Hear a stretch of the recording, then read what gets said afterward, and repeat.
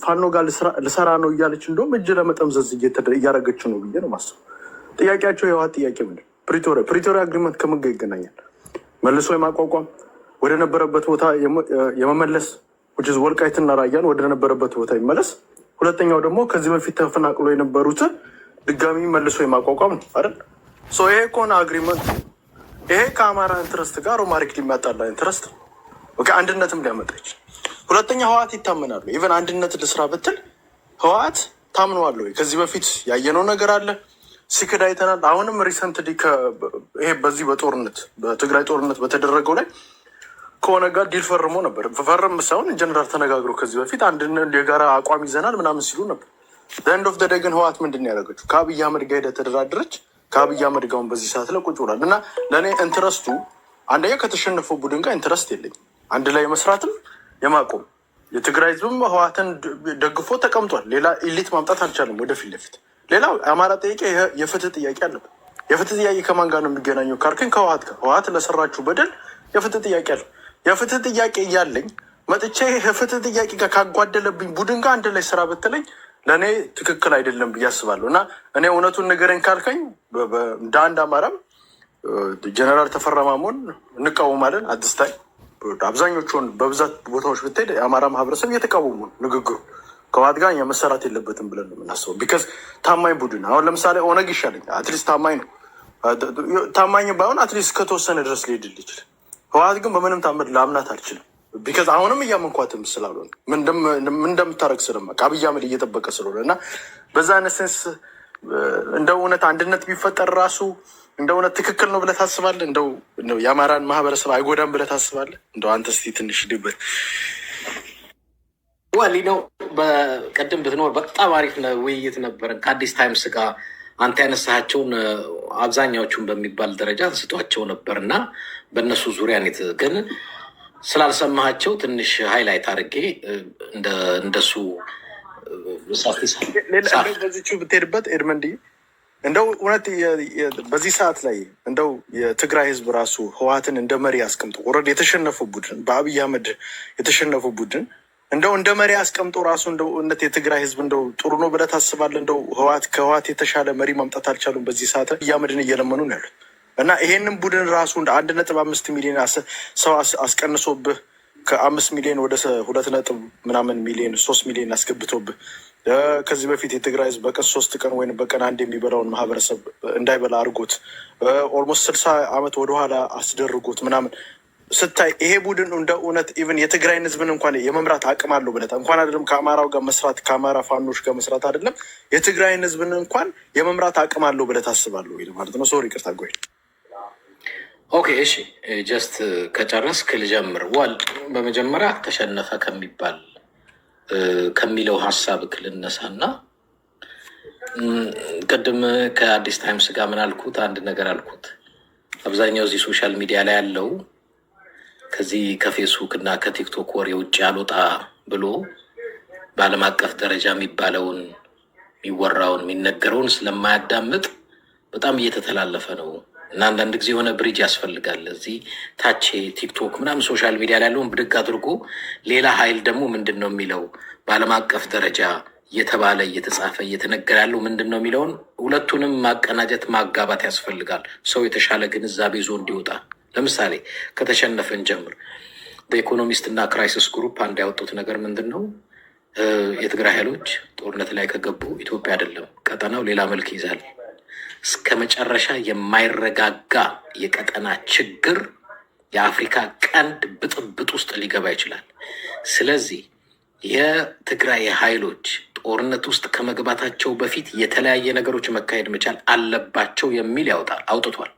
በኢኮኖሚስትም በተመሳሳይ የትግራይ ኃይሎች ጦርነት ውስጥ ከገቡ ቀጠናው የሌለ ብጥበጣ ውስጥ ሊገባ ስለሚችል ኢትዮጵያ አይደለም ቀጠናው እዚህ ውስጥ የሚገቡ ከሆነ እኛም አሜሪካም አንዳንድ አሁን ማዕቀቦች በጦር አመራሮች፣ ጀነራሎች፣ መኮንኖች ላይ የተለያየ የማዕቀብ እርምጃ እንወስዳለን የሚል ማስፈራሪያ አውጥተዋል።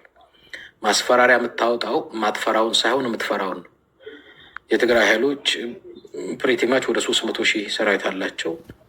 ወደ 100,000 ስናይፐር አላቸው። ምላስ ላይ ያለ ምራቅና ማስቲካ ለይቶ መምታት የሚችሉ ያ ኃይል ጦርነት ውስጥ ከዚህ በኋላ ከገባ ኢትዮጵያ አይደለም እነሱ እንዳሉት ዓለም አቀፉ ሚዲያ እንደሚለው ቀጠናው ሌላ መልክ ስለሚይዝ ነው። አብይ አህመድንም በተመለከተ አብይ አህመድ አንተም ሰሞኑን ሰምተህ ሊሆን ይችላል ብዬ አምናለሁ። በፓርላማ እየተባለ ያለው ምንድን ነው? እነሱ ለምንድን ነው የሚፈሩት? እነሱን ለምንድን ነው የምታሽኮረምሙት? እነሱን ለምንድን ነው የምትታገሱት? የሚል ነገር ትሰማለህ። ከፓርላማ ማለት ነው። ለምን አብይ አህመድ የትግራይ ኃይሎች ላይ ትግራይ ላይ በአጠቃላይ አሁን ጥይት ከተኮሰ ከመጀመሪያው የከፋ ነው። ዓለም አቀፉ ማህበረሰብ ዲፕሎማትና አምባሳደሮች ትግራይ ላይ በየሳምንቱ ታያለህ። ብዙ ዲፕሎማት ነጭ እየመጣ ሲያነጋግር ምን ለምንድን ነው የሚያነጋግራቸው? ማይረቡ ማይጠቅሙ ምናምን ከሆኑ ቢሆኑ ኖሮ አምባሳደርና ዲፕሎማት የዓለም መገናኛ መነጋገሪያ ያደርጋቸውም ነበር። እዛ ያለ አቅም ኃይል የተዘጋጀው ኃይል ከመጀመሪያው ጦርነት በላይ ነው። መጀመሪያ ትግራይ ላይ ጦርነት ሲከፈት ወደ ጦርነት የገባው 9,000 ልዩ ኃይል ነው። እናውቃለን ዝርዝሩን። አሁን 9,000 አይደለም ያለው፣ ሰልጥኖ ተዘጋጅቶ ተቀናይቶ 300,000 ያለው። 300,000 ጦርነት ውስጥ ገባ ማለት የአፍሪካ ቀንድ ምን አይነት መልክና ገጽ ይዛል? ነጮቹ ስለገባቸው በየሳምንቱ አምባሳደር ዲፕሎማት ይልካሉ። የተሸነፈ አይደለም። ከተነሳ ለኢትዮጵያ አይደለም ለቀጠናው የሚያሰጋ ስለሆነ ነው። ስለዚህ እኔ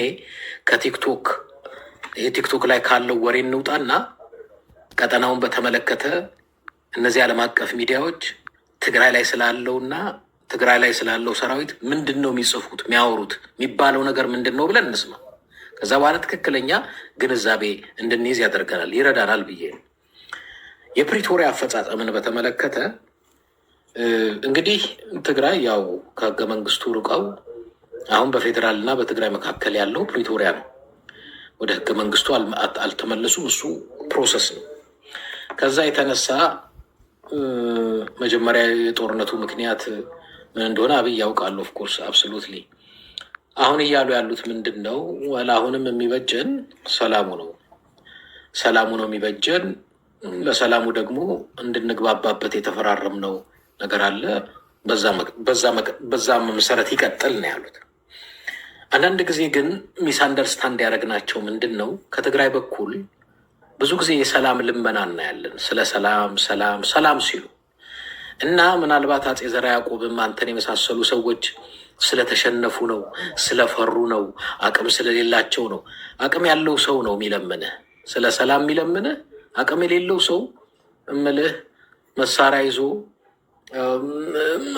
ረጎራው እያለ ሊዘፍን ሊደንስ ይችላል።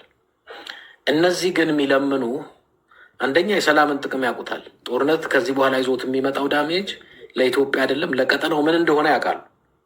ምክንያቱም ጦርነትን አድገውበት አሁን የደረሱበት ደረጃ እንዴት እንደደረሱ ደርግም ስንት መከራ እንዳሳያቸው ያውቃሉ። አብይም ስንት መከራ እንዳሳያቸው ያውቃሉ። የሰላምን ጥቅም በጣም አጣጥመው የገባቸው ናቸው። ፎርዳት ማተር ሲለምኑ በሰላምም በምንም ሲለምኑ እኔ ውጤቱንም ስለሚያውቁት ነው። ከዚህ በኋላ ጦርነት ውስጥ የትግራይ ኃይሎች ጦርነት ውስጥ ገባ ማለት ክራይሲስም ግሩፕ ኢኮኖሚስትም አምባሳደር ዲፕሎማትም እንደሚጽፉት እና እንደሚሉት ኢትዮጵያ ብቻ አይደለም የቀጠናው ምን እንደሚሆን አይታወቅም። ከዛ የተነሳ ነው። ግን እኛ በዛ ነገር ያየነው አይመስለኝም። ህወሓትን ታምነዋለህ ወይ? በጣም እሱ ላይ ህወሓትን ታምነዋለህ ወይ? ህወሓት ሃይማኖት አይደለም ያቋቋመው ፓርቲ ነው። የምታምነው ወይንም የምትክደው የምታምነው እግዚአብሔርን ብቻ ነው። እምነት ሃይማኖት ላይ ብቻ ነው መተማመን። የምታምነው ማታምነው ፖለቲካ ላይ ያለው ስምምነት ብቻ ነው። እምነት የለም። ትስማማለህ፣ ትደራደራለህ፣ ትነጋገራለህ፣ ትፈራረማለህ። አለቀ። እኔ እንደ ግለሰብ ብልጽግናን አላምን፣ ህወሓትን አላምን፣ ብአዴንን አላምን፣ ዋና አማራን አላምን፣ ማናችሁንም አላምን። ምክንያቱም እምነት አይደለም የምታራምዱት ፖለቲካ ነው። መደራደር፣ መስማማት፣ ሰጥቶ መቀበል በዛ ነው። በዛ ብቻ ነው አካሄዱ። ህወሓት የሚጠይቀው ተስማምተን ተደራድረን ተነጋግረን ሰጥቶ በመቀበል እንቀጥል። ግን ያልተረዳችሁት የጀነራል ተፈራ ማሞ አንድ ነገር እዚህ ንግግሩ ላይ እንዴት ቲፒኤልኤፍን እንደዚህ ይላል እንደዚህ አይልም የሚል ነው። ብስለት ነው። የአማራ ትግል እንደምታውቀው 2 ዓመት ሊሞላው ነው። ፕሪቲማች 2 ዓመት ብለን እንውሰደው። ዛሬ ቅድም እያወራን ነበረ። እንደው አንዳንዶቹ ሪቫይዝ እያደረኩ ነው ከአንተ ጋር ማውረው። ምን ነበረ ስሟ? ቃሪያ ነው። ቃሪያ አንድ ከተማ አለች። ሰሞኑን ከ50 ሰው በላይ ተጨፈጨፉ። የአማራ መከራ ጦርነት በተራዘመ ቁጥር የሲቪሊያን ሞት እየጨመረ ነው የሚመጣው። ክልሉም እየደቀቀ ነው የሚመጣው። ወይ ጦርነቱን ማሸነፍ ወይ ጦርነቱን ማቆም፣ ከሁለቱ አንዱ ነው። አለበለዛ ዝም ብለህ መከራህን እና የህዝብህን እልቂትና ሞት ዝም ብለህ የምታረዝም ከሆነ አይ ቲንክ ጥሩ አይደለም። ከዛ የተነሳ አንዱ ስትራቴጂ ታስባለህ። የፖለቲካ ሳይንስ ወይ የሚሊተሪ ሳይንስ ወይ ዲፕሎማሲ፣ የተለያዩ ነገሮች ታስባለህ። እንዴት አድርጌ በአጭር ጊዜ ህዝቤን ከሞት ከጄኖሳይዳል ጦርነት ክልሌንም ከውድቀት ከውድመት አድናለሁ፣ ምን ላስብ ብለህ ከእቅድ ጋር ትመጣለህ። ቲፒኤልኤፍ እንደዚህ ነው፣ ቲፒኤልኤፍ እንደዚህ ነው የሚል ዝም ብሎ ይሄ ተራ ሬቶሪክ ፌስቡክ እና የቲክቶክ ሀሜት አይጠቅምህም። ጭንቅላትን ነው የምታሰረው።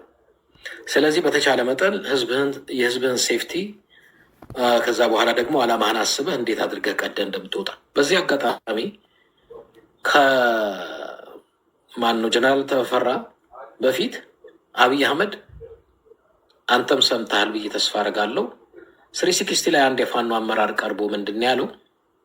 አማራ ክልል ላይ ጦርነት ሲጀመር አብይ ምንድን ያላቸው? የትግራይ ኃይሎች እንግዲህ አማራ ክልል ያኔ በጦርነት እናንተን ወቅቷችሁ ነበር።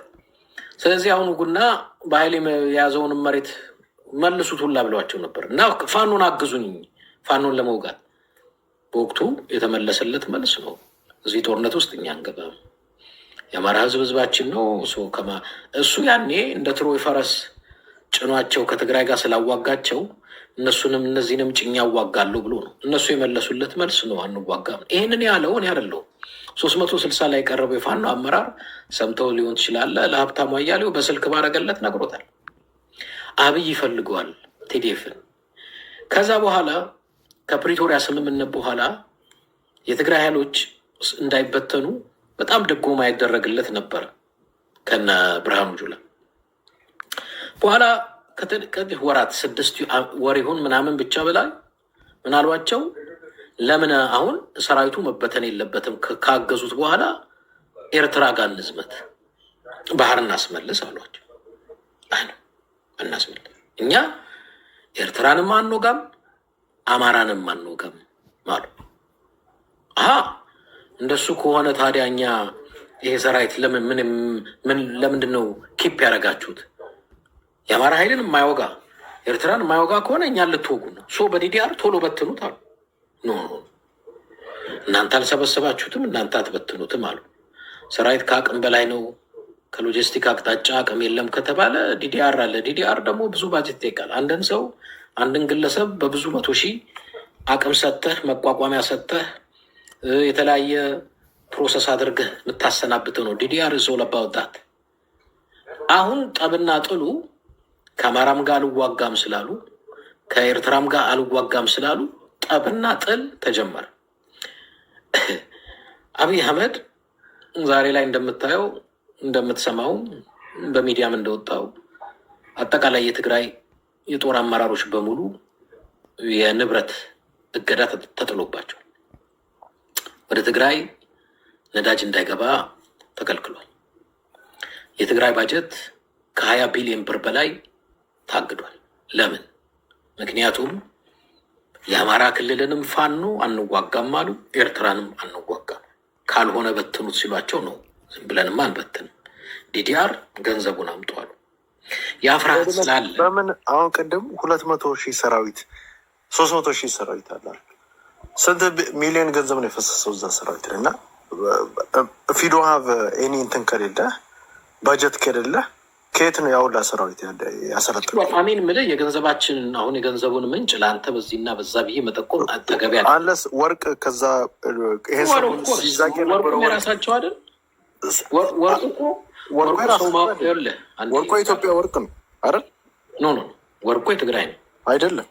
ትግራይ እኮ ሀገር አይደለችም አይደለችም። ግን አሁን ትግራይ ዲፋክቶ ውስጥ ያለ በህገ መንግስት የምትተዳደር አይደለችም፣ ተወካይ የላትም። ልክ ነኝ? ለምሳሌ የፌዴሬሽን ምክር ቤት አንዱ የተቋቋመው ውክልና ኖሮ ከባጀትና ከድጎማ ጋራ ከተለያየ ነገሮች ጋር ጥያቄ ልታነሳበት ነው። በፌዴሬሽን ምክር ቤትም ትግራይ ተወካይ የላትም። ስለዚህ ባጀቷን ካልሰጠ ካላቋቋምክ፣ ውክልና ከሌለ፣ የህዝቡን ጥያቄ ማድመጥ ካልቻልክ፣ ትግራይ ከመሬቱ ላይ ወርቁን ከራሱ መሬት ላይ ወርቅ አውጥቶ መጠቀም አይችልም ብሎ ማሰብ ምልህ አንደኛ ሎጂካል ማለት እንዴ ኤድመን በአንድ ሀገር ውስጥ የምትኖር ከሆነ ስፔሻሊ በህገ መንግስት እገዛለሁ የምትል ከሆነ ህገ መንግስቱ እየተገዛና ህገ መንግስቱ ጋር መች ተመለስን? አሁን እኮ በፕሪቶሪያ ስምምነት ላይ ነው ያለው። ከኢትዮጵያ አሁን አንተ ባጀትም ትፈልጋለህ ከኢትዮጵያ የኢትዮጵያ ባጀት ሪሶርስ መጠቀም ትፈልጋለህ። ትግራይ ውስጥ ያለው ሪሶርስ ግን ኖ አላስነካም፣ ወርቁን እንደፈለኩ እዝቃለሁ፣ በዛ ወታደር አደራጃለሁ። ከአንድ ዓመት በፊት ነው ወይ አሁን አፄ ዘርዓ ያዕቆብ ይሄ ነው የምልህ። ከአንድ ዓመት በፊት ትግራይ ለብሔራዊ ባንክ በወርቅ የውጭ ምንዛሪ ያስገኘችው ምን ያህል ነው? እሱን ነው ማናውቀው። ሌላው አንደኛው ጥያቄ ኢቨን ከፕሪቶሪያ አግሪመንቱ ራሱ ይሄ አሁን የምታደርጉ አሁን ይሄ ኢቨን ወታደር ማሰልጠን አታውት ዋነኛው እዛ ጋር እና አብይ አህመድ ጋር ሲተያየቁት የነበረው በውስጥ ለውስጥ እንደሰማ ነው ከሆነ ትጥቅ ማስፈታት ነው አይደለ? ኖ እንትኑ እችን ልጨርስልና ወደ እሱ ልምጣ። ትጥቅ ማስፈታት ከሆነ 300 ድጋሚ ማሰልጠን ማለት ኦልሬዲ ፕሪቶሪያ አግሪመንቱን ኦልሬዲ እየጣስከው ነው ያለዋል። እሱ ጋር እንመጣለን እንትኑ ምክንያቱም ሁሉንም በአንዴ ካልነው ላይተን ካላየ ነው አስቸጋሪ ነው። ከባጀቱ ጋር ያለውን እንዝጋው። ከባጀቱ ጋራ በ3 ወር ብቻ ከ6 ቢሊዮን ዶላር በላይ የሚያወጣ በብሔራዊ ባንክ የገባ የውጭ ምንዛሬ ሀብታል ኢትዮጵያን ኢንፋክት ሽባ የውጭ ምንዛሬ ሽባ ያደረጋት ያው ጥናቱን ማየት ትችላለህ። በየአመቱ እስከ 100 ሚሊዮን ዶላር የውጭ ምንዛሪ የሚያስገኘው ክልል ትግራይ ነው። እሱ ብቻ አይደለም። ከጦርነቱ በፊት ለሌሎቻችሁም ጠቅላላ እውቀት እንዲሆን ነው። ከየትኛውም ለፌዴራል ከፍተኛውን ታክስ የሚከፍለው ክልል ከጦርነቱ በፊት ነው የማወራው ትግራይ ነው። ይህንን ሁላችሁም ሄዳችሁ ማጥናት ትችላላችሁ። ስለዚህ ብዙዎቻችሁ ይመስላችሁ ትግራይ ተደጓሚ ነው። ትግራይ ኢትዮጵያን የሚደጉም ነው። በኢትዮጵያ ውስጥ ያለው የውጭ ምንዛሪ ከረንሲ የሚያንቀሳቅሰው ሀገሪቷን የነበረው የትግራይ ክልል ነው። የትግራይ ክልል ሀብት ነው። በአጭሩ ወደ ባጀት ስንመጣ አሁን ባጀት እከለክላለሁ፣ ብር እከለክላለሁ ካልክ ብር ከከለከልክ እኔ መቼም አሁን ትግራይ ላይ ብኖር ብዬ አላስብ። የምበላውን ደሞዝ አንተ ብትከለክለኝ ሰፈሬ ላይ ያለውን ጓሮ ቆፍሬ ያገኘሁትን ሀብት ሸጠህ እንዳትበላ ብለህ ህግ ብትጠቅስልኝ እስቃለሁ። በጣም ሎጂካል አይደለም። አናውራ በሱ ማለት ነው። ወደ ሰራዊቱ ግን ልምጣ። ወደ ሰራዊቱ ልምጣ። ሰራዊቱን ስላነሳ ከፕሪቶሪያ ስምምነት በኋላ ለምን ሰራዊት ያሰለጥናሉ የሚል ጥያቄ፣ ምክንያቱም ፕሪቶሪያውን የሚጥስ አይደለም ወይ የሚል ጥያቄ አንስታል። አይ ቲንክ ጥሩ ጥያቄ ነው ያነሳው። ግን በመጀመሪያ ፕሪቶሪያ አንዱ የሚነግረን ምንድን ነበረ? የፕሪቶሪያ ስምምነት ምን ነበረ የተስማሙበት? ኦኬ ይነዋት ከባባድ መሳሪያ አስረክቡን አሉ። አስረከቧቸው። ብዙ ነገር ከዛ በኋላ ወደ 75,000 በዲዲአር እንትንም ያለ አለ፣ ወደ ቤቱ የተመለሰ አለ 75,000። በኋላ ግን ምን አሏቸው? ዲዲአር እኮ እኛ ማድረግ የሚገባንን ብቻ ሳይሆን እናንተም ማድረግ የሚገባችሁን ተስማምታችኋል አሏቸው። ለምሳሌ እንግዲህ ነገሮች ሁሉ ወደ ስታትስኮ ይመለሳሉ። እያንዳንዱ ነገር በትግራይ ሉዓላዊ ግዛት ውስጥ ደግሞ ያሉ ከመከላከያ ሰራዊት ውጪ ታጣቂ ኃይሎችንም እናስወጣለን ብላችሁን ነበረ። አዎ የተፈናቀሉትንም ደግሞ እንመልሳለን ብላችሁን ነበረ። አዎ ከዚህ አቅጣጫ እኮ ይህንን ልታከብሩ ይገባል የሚል ጥያቄ ሲያነሱ ምክንያት ደረደሩባቸው። ለምሳሌ አሁን ታጣቂዎች፣ ሌላ ኤክስትራ ታጣቂዎች ስትል ትግራይ ውስጥ ያሉት የቱ ጋር ነው እያወራናል? ለምሳሌ የሻዕቢያ ሰራዊት በአንዳንድ ቦታዎች ላይ ያለ እነሱን አስወጡ አሏቸው። ቦርደሩ አካባቢ ያሉ ምትሉት እናንተ አስወጡ፣ ምክንያቱም እኛም ከባድ መሳሪያ ሰጠናችሁ አይደል? ኦኬ አስወጡ አሉ። ሁለት ወልቃይትና ሁመራ አካባቢ ራያም አካባቢ የተፈናቀሉትን መልሱ። እዛ ያለ ደግሞ ይሄ ማንዘብ የሚባላል ብልጽግና ያቋቋመው የኦህዴድ ብልጽግና ያቋቋመው ቅድም እያወራንበት ነበረ። በደመቀ መኮንን የተቋቋመው አለ ከሚሊተሪው ውጭ። ይህንን ደግሞ አስወጡ። ምክንያቱም እኛ መጣላት አንፈልግም ከማንም ጋር። ፋኖችን ማለት እዛ ያሉት ፋኖ አይደለም፣ እሱማ ፋኖ የሚቀጠቅጥ ኃይል ነው። የተከዘ ዘብ ማለት ፋኖች ናቸው። ዛሬ አሁን ከአንተ ደግሞ የተለየ ይሄኛው ፋኖና የጎንደሩ ፋኖ አንድ ዓላማ ነው ያላቸው፣ አንድ ነው። ለምን ታዲያ መከላከያው አመራር ወጥተው ደመቀ መኮንን ወጥቶ ፋኖን ከኛ ጋር አጥቅቷል አሉ? ደመቀ ዘውዱ ነው ደመቀ ዘውዱ ሲቀርታ እያምታታው አልገባኝም። መከላከያ ወጡና ሰምተሃል ብዬ ነው ማውራ። ፋኖን በመዋጋት የነደመቀ ዘውዱም እንትን ከኛ ጋራ ታግሏል አሉ። እሱ ስትራቴጂ ነው፣ እሱ ችግር። እሺ ሌላው በአንዳንድ የፋኖ አመራሮች ከ10 ሺህ በላይ ቁጥራቸው ቀላል ያልሆነ ፋኖ እንዲያውም ሲጠረጠርም ሲፈለግም ሲታፈንም ተወስዶ የሚታሰረው ወልቃይት አካባቢ በነደመቀ ዘውዱ እንደሆነ መረጃዎች አሉ። እሱም ውሸት ነው፣ ውሸት ነው። እንደዛ አደረገ። ግን ምንድነው ኤኒዌይስ እዛ ጋ አሁን እያልክ ያለው ወልቃይት ውስጥ ያሉት ፋኖች ይውጡ ነው። ኦኬ ጎሄድ እንለፈው። በአጭሩ ስምምነቱ አንዱ ማንኛውም ታጣቂ ከመከላከያ ውጭ ያለ በታጠቀበት ኃይል አይቀጥልም።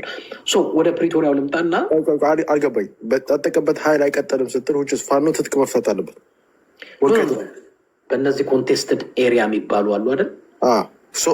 ከወልቃይት ውስጥ ፋኖ ይውጣ ነው። ማንኛውም ከመከላከያ ሰራዊት ውጭ ያለ ታጣቂ እዛ መቀመጥ አይችልም። እዝት ፌር ግን እዛ አሁን ለምሳሌ ትግራይ ክልል 300 እያሰለጠነ ከፌደራል ልመጣ ነው። ወደ እሱን ልመልስልህ ነው። ከዚህ የተነሳሁት ይሄ ነው አንዱ ስምምነት። ይህንን ስምምነት ሳያከብሩ ወደ 2 ዓመት ሄደ ማለት ነው። የትግራይ በአንድ ወር ባልሞላ ጊዜ ውስጥ ከባድ መሳሪያ ሰጣቸው። 75,000 ሰራዊት የሚሉትን አረገ። ያው ባጭሩ ከዛ ሲያይ በነዛ በኩል ግን ምላሽ የለም። ኢንስቴድ ኦፍ ደመቀ ዘውዲያው ብልጽግና ነው እሱን ልህልክ እንደ ባዴን ነው ትሮይ ፈረስ አድርገው የወዴድ ብልጽግና ይጋለባል እዛ አካባቢ። እዛ ምን እየተሰራ እንዳለ ያው እንግዲህ በብዛት የፋኖ አመራሮች ቅድም ከአዲስ ታይምስ ጋር ስናወራ ነበር። አብዛኛዎቹ የፋኖ አመራሮች በአመራር ደረጃ ያሉት ምን እየተሰራ እንዳለ ያውቃሉ። እኛም እናውቃለን። የተወሰኑትም ለጉዳዩ ቀረብ ያሉ ያውቃሉ። በኋላ አየህ አብይ የፈለገው ለካ ሰራዊቱን ፋኖን ሊያዋጋበት የትግራይን ኃይሎች የፈለገው ፋኖ እንዲወጉለት ከዛ በኋላ ባህር እንዲያስመልሱለት። እሱ ካልሆነ ተፈናቃይ አልመልስም አለ፣ ሌላ ታጣቂ አላስወጣም አለ፣ ምንም ነገር አላረግም አለ። እንዲያውም ሌላ መረጃ በትግራይ በኩል በአፋር በኩል የሚገባ ነዳጅ ለተወሰነ በወቅቱ ነው ምልህ ለ6 ሳምንት እንዳይገባ ከለከለ። ይህንን እምቢ ስላሉ ከፋኖም ጋር እንዋጋም ቀይ ባህርም አናስመልስም ስላሉ ማለት ለካ እሱ ያሰበው ይህንን ኃይል ይዞ ሊዋጋበት ነው። እንደዛ የሚባል ነገር የለም። ከዛ የተነሳ የፕሪቶሪያ ስምምነቱን ማክበር አልቻለም፣ ማስፈጸም አልቻለም። በተደጋጋሚ ትግራይ ለሚመጡ ዲፕሎማቶች ነገሯቸው። እምቢ አለ። እኛ ልንዋጋለት አንችልም፣ ቀይ ባህርም አናስመልስለትም፣ ፋኖንም አንወጋለትም። ፋኖ ወንድማችን ህዝባችን ነው አሉ። በዚህ እያልክ እኮ ነው ፋኖ ህዝባችን ነው እያልክ ግን ይውጡ እኮ እያልክ ነው። ወልቃይት ያለው ይኸውልህ፣ ወልቃይት ያለው ምናልባት ለአንተ ነው። አንዳንድ የፋኖ አመራሮች ወልቃይት ያለው ፋኖ ነው አይሉም። እኔ በእርግጠኝነት እነግርሃለሁ። ወልቃይት ያለው ልክ እንደ አድማ በታኝ አብይ አህመድ አሁን አድማ በታኝ ብሎ አማራ ክልል ከፋኖ ጋር የሚያዋጋው አማራ አለ። ወልቃይትም ያለው አካል እንደ አድማ በታኝ አብይ አቋቁሞ ኤኒታይም ደስ ሲለው ፋኖን የሚመታለት ኃይል ነው። ሌላ ነገር የለውም። ግን በአጭሩ ወደ ጠየቀኝ ልምጣ። አልመልስም ስላለ የፕሪቶሪያን ስምምነት አላከብርም ስላለ አንተ ምንድን ነው የምታደርገው? ተስማምተን ተነጋግረን አንተ ምትለኝን አረኩል፣ እኔ ደግሞ አንተ የተስማማህበትን አርግ ስለ እምቢ ካልከኝ አሃ፣ ስለዚህ ያለኝ አማራጭ ምንድን ነው? ወል በንግግር ካልተስማማን በሌላ መንገድ ልንስማማ ነው። ወርዳት ማተር ማሰልጠናቸውን የቀጠሉት ለዛ ነው። ስለዚህ የፕሪቶሪያ ስምምነትን ያላከበረው አብይ አህመድ ነው እንጂ ትግራይ አይደለም። አላከብርም ካልክ የሚጠብቅህ በተቃራኒው ነው።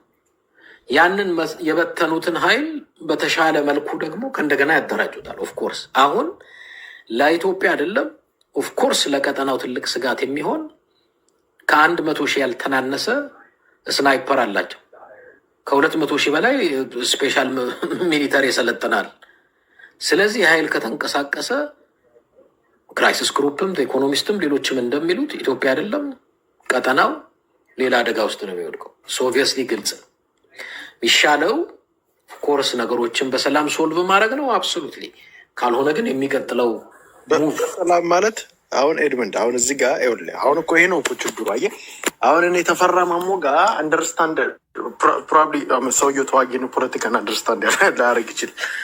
አንደርስታንድ ማድረግ ያለበት ምንድን ነው? እየጠየቅ ያለው ጥያቄ የፕሪቶሪያው አግሪመንት አላሟላህም ወይንም እየተገበርክ አይደለም የምትለው ከአማራ ጋር ተጻራሪ የሆነ ጥያቄ እኮ ነው አይደል? እሱን ጥያቄ እንደውም እኮ እውነት እናውራ ከተባለ አብይ አህመድ ፌቨር እያደረገልኝ ነው ማለት ነው። አንተ በምትለኝ ደረጃ ከሆነ ለምሳሌ መተህ ከወልቃይት ተፈናቀሉ የተባሉትን 100 ምናምን ሺህ ነው እናንተ የምታወሩት፣ አሮ ነው ስንት እንደሆነ ተፈናቀሉ የተባሉትን መተህ ስታመጣ ወልቃይት ላይ ያሉትን ደግሞ አማሮች ደግሞ ማፈናቀል አለ። ቤት ነው የምታስቀምጣቸው። መቼም ያውላ ሰው ዝም ብለህ አንድ ቦታ አትረጭ አይደለም። የነበሩበት ቦታ ላይ የምታስቀምጣቸው ከሆነ ዳስሚስ እኛ ደግሞ የዛ ቦታ ትክክል አልነበረም፣ ከዚህ በፊት እዛ ቦታ ላይ ተፈናቅሎ የሄዱ ሰዎች ነበሩ ብለን እነዛ ከዚህ በፊት ተፈናቅሎ የነበሩት ሰዎች አምጥተን ኖረ ዛ ጋር አስቀምጠናቸው። እያልከኝ ያለው በተዘዋዋሪ አንደኛ እየጠየቅ ያለው አብይ አህመድን ወደ ነበረበት ወደ ትግራይ እንዲመለስ ወልቃይትና ራያ ወደ ትግራይ ሁመራንም ጭምር ወደ ትግራይ እንዲመለስ አንደኛ እየጠየቅ ያለው ከአማራ ጋር ቶታሊ አግሪ ማናረግበት ለአንተ አልመለሰልህም ማለት ለእኔ ፌቨር እየሰራልኝ አንደኛ። ሁለተኛ ወደ ነበረበት ከዚህ በፊት የተፈናቀሉ ሰዎች ወደ ነበሩበት ቦታ እንዲመለስ ስትል እያልክ ያለው በአጭር አማርኛም ደግሞ ኔንም እዛ ጋር ደግሞ አፈናቀል ነው እያልከን ሁለት ዳስሚስ ለእኔ ፌቨር እየሰራልህ ማለት ነው። አንተ በምትለው ነገር ከሆነ ሌላ ሶስተኛ ትጥቅ እንደ አዲስ ትጥቅ የምትታጠቅ ከሆነ አንተ ለእኔ ትረት ነህ ነገር ቢካዝ እዛ ጋር ያንን የምታስታጥቃቸው ትጥቆች መቼም ኦሮሚያ ክልል ሄደ ለመውጋት አይደለም አይደል? የምታስታጥቃቸው 200,000 300,000 ስትለኝ ነገ እኔን ልትወጋ ነው በዛ በ300,000 ሰራዊት። ስለዚህ ለእኔ ትረት ነህ አንተ እኮ ሰው። ስለዚህ አንተ ስለው ያው ህወሓት ማለት ነው። ስለዚህ አሁን እየጠየቅ ያለው ከኛ ጋር እንደውም አጌነስት የሚያመጣና እኔ ጦርነቱ ልንገርህ፣ ጦርነቱ እንዲመጣ ፈልግ አነስቶኝ ነው ማለት ጦርነቱ እንዲመጣ ቢካዝ ለእኔ ህወሓትም አብይ አህመድ መዳከም አለበት ብዬ ስለማስብ እኔ እንደውም እውነቱን እናውራ ከተባለ ጦርነት ነበር ምጉስም የነበረው። እኔ የፋኖች አመራሮች እኮ ፖለቲካ አንደርስታንድ ስላላረጉ ነው ከነሱ ጋር ችግር ሄደው መተንኮስ ነው ያለባቸው። ጦርነቱ በስነስርዓት እንዲጋጋል ጦርነቱ ጓንስ ከተከፈተ በኋላ ሁለቱም ኃይል ይዳከማል። እኔ መስራት ያለብኝን በዚህ በኩል እሰራለሁ። ይሄንን መጠቀም ነበረ ስቴሮፍ መጥቼ እንኳን ከውሃት ጋር ልሰራ። ስለዚህ አንተ እያልከኝ ያለው እንደውም እኮ በዚህ በአንተ በምትለኝ ነገር ለአማራ ፌቨር እየሰራ ነው እያልከኝ እኮ ነው። አብይ አህመድ ለአማሮች ፌቨር እየሰራ ስለሆነ ምን እያልክ ነው ያለው? በአጭር አማርኛ ለእነሱ ፌቨር መስራቱን አቁምና ስጠኝ ለእኔ ነው፣ ካለበለዛ ከፋኖ ጋር ሰራለሁ ብለህ ምግቤ የሚባለው ባለፈው ሲናገር ምግቤ ጋር እያለ ያለው ምንድን ነው? ከፋኖች ጋር እንሰራለን እንደውም ወደፊት ምናምን የሚል የሆነች ጭንጭምታ ነገር አሳይቷል።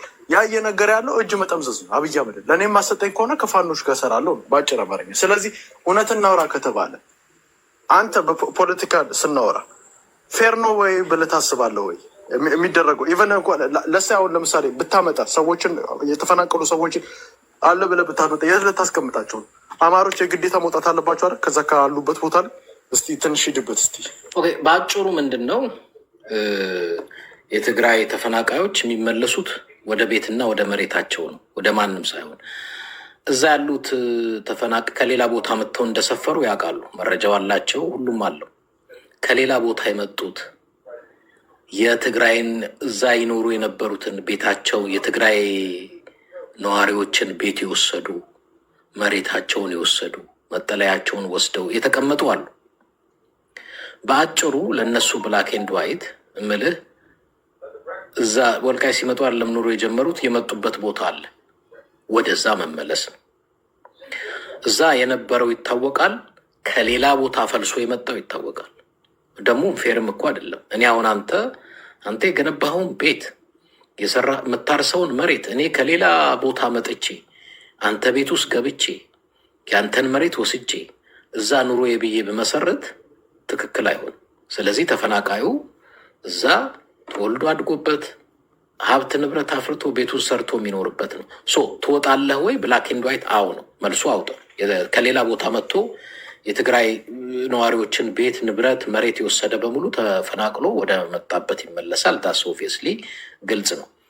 የትጥቅ ጉዳይን ካነሳኸው ማፈናቀል ማለት ነው። ማፈናቀል አይደለም። ከሌላ ቦታ መጥተ የሰው ቤት ወሰድ። እነዛ ሰዎች እኮ ከዚህ በፊት ተፈናቅለው የነበሩ ህወሓት ወደ ትግራይ ከመወሰደው በፊት ወልቃይት ላይ የተጨፈጨፉ ሰዎች አሉ። እነዛ እኛ ውስጥ አሁን ለምሳሌ ወልቃይት ልጆች አሉ። አንድ አማራ ውስጥ ቤታቸውን ኦልሞስት ያገኙ አላገኙ አያውቅም። ግን አብዛኞቹ ሰዎች ግን እያገኙ ነው ያሉት። እያልከኝ ያለው ዳስሚስ እነሱን ወረዲ ሁለተኛ እናፈናቅል ነው ኖ ይኸውልህ፣ በአጭሩ ከዚህ በፊት ነበሩበት እያልከኝ። ስለዚህ የወሰዱት የትግራይን ነዋሪዎች ቤት ከወሰዱ በኋላ ከዚህ በፊት እኮ ነበሩበት ምትለኝ ከሆነ ዳዝ ሜክ ሴንስ። አሁን ችግሩ ምን መሰለህ? መቼም የምናወራው ነገር በሐሜት በወሬ ባሉባልታ ከሆነ ከባድ ነው። ዛሬ ላይ እንኳንስ የኛ አይደለም በቅርብ ጊዜ ተደፈረች የተባለችው ብርቱካን ጉዳይ እንኳን መረጃው በሙሉ ይጣራ እየተባለ የተወጣበትን የተወረደበትን ነገር አይታል። እና ወልቃይት ላይ እንትና የሚባል ተፈናቅሎ ነበር፣ እንደዚህ ተገለው ነበር ምናምን እምልህ የሚባልማ ብዙዋል። አሁን ምንድን ነው ሰነድ መረጃ ማስረጃ ይዘህ የምትመጣበት ወቅት ነው። ምክንያቱም አንተም እኔን አታምንም፣ እኔም አንተን አላምንም። የምናወራውን ሳይሆን የምናሳየውን መረጃ ነው ከዚህ በኋላ ማንም የሚያምነው እንጂ አሌስ አደርዋይስ ከዚህ በኋላ ከባድ ነው። የትጥቅ ጉዳይ የፌቨር ጉዳይ አነሳ። አብይ ለትግራይ ምን የሚያደርገው ፌቨር የለም። አብይ ያደረገው ነገር ለትግራይ የጦር ወንጀል ነው የፈጸመው።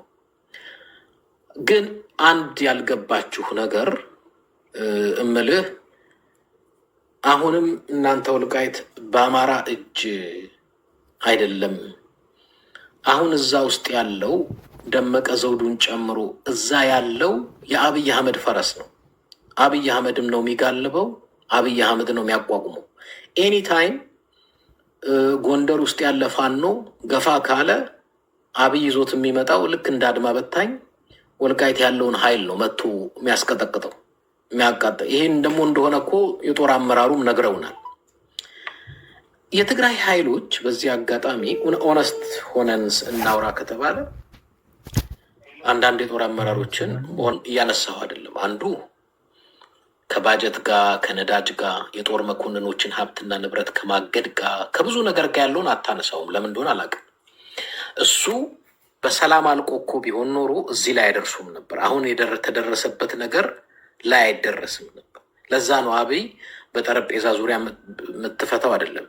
ግን እናንተ አክቲቪስቶቹን ማለቴ ነው አንድ መረዳትና ማወቅ ያልቻላችሁት ነገር ምንድን ነው? ለአማራ ታጋዮች ወዳጅ ሳይሆን የምታበዙላቸው ጠላት ነው የምታበዙላቸው። ያ ማለት ምን ማለት ነው? ለምሳሌ እኔ ጋር የሚመጡ አንዳንድ ከትግራይ የሚገቡ የትግራይ ታጋዮች አሉ፣ ቲዲኤፎች ማለት ይገባሉ። አንዳንዴ እንዲያወሩ እድል እሰጣቸዋለሁ፣ ገብተው ያወራሉ። እነሱ ያዳምጧችኋል፣ እዚህ የምታወሩትን ይሰሟችኋል። እናንተ የሚመስላችሁ በዚህ ሰዓት የትግራይ ኃይል ሁሉም ነው የሚለምነው። ሻዕቢያም ስጋት አለበት። ቀይ ባህርን አብይ ሊወስድብኝ ነው፣ ከ60 ዓመት በታች ያለ በሙሉ ሳዋ ገባ ብሏል። ፍርሃት አለበት። የትግራይ ኃይሎችን አፕሮች ማድረግ ይፈልጋል። አብይ አህመድ ስንት ጊዜ አፕሮች እንዳደረገ አውርተናል ከአንተ ጋር። ስለዚህ ጀነራል ተፈራ ማሞ መጣና ከተገኘማ ጥሩ ነው። የትግራይ ኃይሎች ማንንም አይለምኑም። አሁን ይለመናሉ እንጂ ከማንም ጋር ምን አላይ ከሆኑ ሊመጣ የሚችለው ውጤት ኮምፕሊትሊ ክሊር ነው፣ ግልጽ ነው። ግን ሶሻል ሚዲያ ላይ ያለው ፖለቲካው ስላልገባው ጂኦፖለቲክሱን በትክክል ስላላጠናው ወያኔ ጠላት ነው። የትግራይን ኃይል በዚህ ሰዓት ብትችል በሚዲያ አይደለም በስለትም የምትለምነው ኃይል አብሮክ እንዲሰለፍ መከራህን ነው የሚያሳጥርልህ፣ ትግልህን ነው የሚያፈጥንልህ። አሌስ አደርጓይስ አንድ ተራራ ላይ እየተሽከረከርክ ህዝብህን እያስመታህ ከተማህን እያወደምክ እየደቀክ እየተዳከምክ ህዝብህም እየተዳከመ 9 ሚሊዮን የአማራ ህፃናት ተማሪዎች መማር አልቻሉም። ዛሬ ገበሬው ማረስ አልቻለም። ንጹሐን እየተገደሏል። ክልሉ እየደቀቃል። ጦርነቱ እስካሁን ከተማ እንኳን መያዝ አልተቻለም። ምን ይመስልሃል? አሁን ይሄ ጦርነት 2-3 ዓመት ደግሞ ቢቀጥል አለቀለ። ስለዚህ ተፈራማሙ ብልጥ ሆነ። እኛማ የህልውና አደጋ ለእኛ ብቻ አይደለም ለትግራይም አለ ለሻቢያውም አለ ምናምን አለ ሲል ስማርት ነው የሆነው። የፖለቲካ የዲፕሎማሲ የጦርነት ሳይንስ ስለሚያውቅ በተቻለ መጠን ስማርት ለመሆን ቲክቶክ ላይ ፌስቡክ ላይ ምናምን ላይ ያለው ግን ሳይንሱ አልገባም። ወያኔ ጠላታችን ወያኔ ወንድሜ ወያኔ ምናልባት ትንሽ ቆይታ አዳኛችን የምትልበት ቀን ሩቅ አይደል። አብይ ያጠፋል። አብይ ጨካኝ ነው። አብይ በጣም ጨካኝ ነው። የአብይን ጭካኔ እኔ በትክክል በደንብ በብዙ ሳይንስ እና በብዙ መረጃ እና ማስረጃ ዩቲዩብ ላይ በትገቡ በደንብ አሳይቻለሁ፣ አስረድቻለሁ። ዛሬ የጀመርኩት አይደለም። ትግል እጅግ በጣም ሰፊ ትግል ነው። በዚህ ሰዓት ክራይሲስ ግሩፕ፣ በኢኮኖሚስት፣ ዲፕሎማት፣ አምባሳደሮች ትግራይ የሚመላለሱት ያ ኃይል ከዚህ በኋላ አንድ ጊዜ ግጭት ጦርነት ውስጥ ከገባ ኢትዮጵያ አይደለም ቀጠናው ሌላ መልክ ነው የሚይዘው።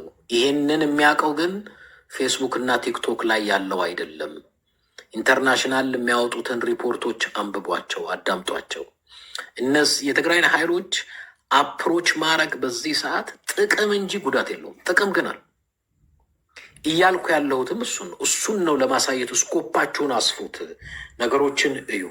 አለበለዚያ እኔ ደግሞ አንድ ነገር ኤድመንድ አንደርስታንድ ያላረከው በእኔ በኩል ደግሞ እኔ አንተ እንደምትለው እውነት አነስት ያው ፕሮፓጋንዳው እንዳለ ሆኖ 200,000 ኃይል አለው ብዬ አላስብም። የትግራይ ሰው ዛሬ እውነት እናየው እንደምናየው ከሆነ አነስቶኝ ላውራ ካልከኝ አይነው ወርቆች በስነስርዓት እየተዘረፉ ነው። ወርቆች እንደ ጉድ እየወጡ ነው።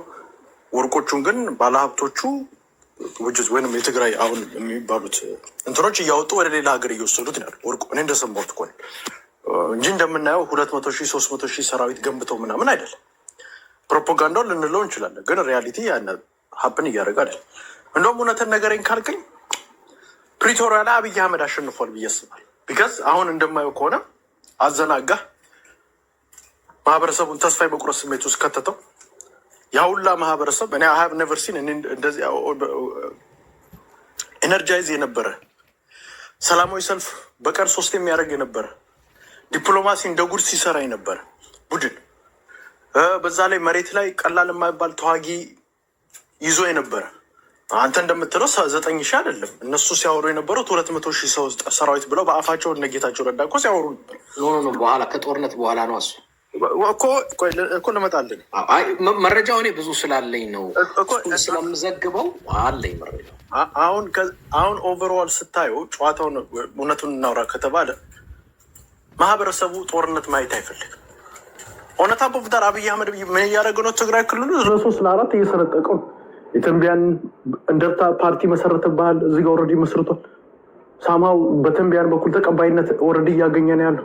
ኦልሬዲ የትግራይን ክልል እኔ እውነቱን እናውራ ከተባለ አብይ አህመድ በዚሁ ከቀጠለ 3-4 ዓመት ትግራይ ለሁለት ትሰነጠቃለች። እኔ አነስተ ነው ረከተ በማየው ደረጃ እዚያውን ለምሳሌ የአገው አክቲቪስቶች በስነስርዓት እየሰሩ ነው ያንን ነገር እንትን ለማለት አብይ አህመድም ውስጥ ለውስጥ እየሰራ እንደማየው ደግሞ ከሆነ ህወሓት ለአንተ ያልተከፈለች ይመስላል። ሳማው ግን ውስጥ ለውስጥ የወጣት ቡድን እና ከዚህ በፊት ኦልደሩ ቡድን አለመስማማት ነገሮች አሉ። በስልጣንም በብዙ ነገሮች አለመስማማት አለ። ስለዚህ ኦቨርዋል ስታየው እኔ እንደውም የትግራይ ኃይል እንደውም ደክሟል ብዬ ነው የማስበው። ስለደከም ነው ለዛ ነው ጦርነት ውስጥ መግባት እንጂ ፕሪቶሪያን አሁን ፕሪቶሪያን እንትኑን ላለማፍረስ ምናምን አይደለም። እውነት ነው። ኃይል ቢኖሩ ጉልበት ቢኖረው ኖሮ ሄዶ ወልቃይትን ለመያዝ ይታገል ነበር። ቢከዝ እዛ ጋር በር ነው አዛ እሱን ለመያዝ ይታገል ነበር።